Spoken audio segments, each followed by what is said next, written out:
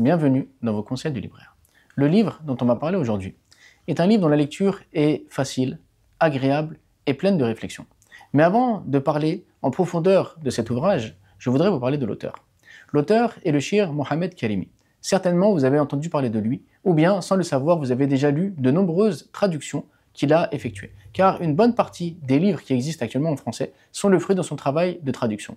Alors ce Cheikh Mohamed Karimi a un parcours qui est extrêmement intéressant, puisqu'il est arabophone mais également francophone. Il a vécu autant au Maroc qu'il a vécu en France, donc il connaît le contexte dans lequel on évolue. Il a vu les évolutions on va dire de la pratique de l'islam en France, mais également à travers le monde. Et puisqu'il a un âge avancé par rapport à nous, il a bien sûr du recul et de la sagesse. Ce qui fait que lorsqu'il traite une question religieuse, ou lorsqu'il regarde les sujets qui sont, si on peut dire, tendance au sujet de la religion, eh bien, il peut apporter un esprit critique, car il est passé par beaucoup de choses, beaucoup de questionnements que l'on peut avoir aujourd'hui. Et donc, ces réflexions ont pour nous un véritable intérêt et sont, on va dire, une guidée ou d'un bon conseil pour ne pas reproduire certaines erreurs, pour ne pas tomber dans certains travers et pour donc prendre la religion d'une manière équilibrée et d'une manière qui va nous permettre de nous améliorer.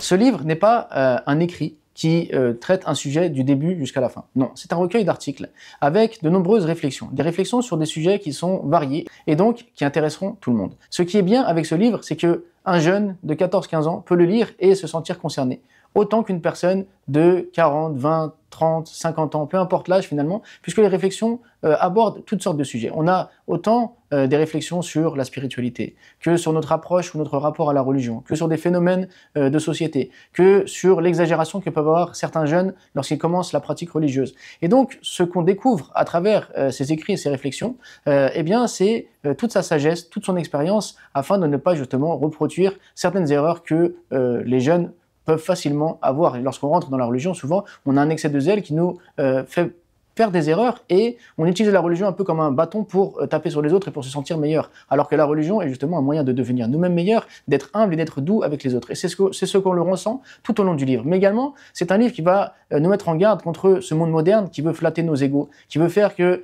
on cherche à se faire voir, que les adorations qu'on a au quotidien, comme par exemple le jeûne, le pèlerinage, etc. On se prend en photo, on fait des selfies, on cherche à montrer qu'on fait ces choses-là. Et finalement, donc, on fait perdre la valeur de nos adorations. Et donc, à travers toutes ces réflexions, on va alors méditer sur nous-mêmes, méditer sur la société, méditer sur notre religion, afin de justement essayer d'être équilibré dans notre pratique, d'être sincère dans notre pratique et de ne pas tomber dans certains travers. Donc, c'est des méditations très intéressantes, très rapides à lire, très agréables à lire, que je vous invite donc à découvrir.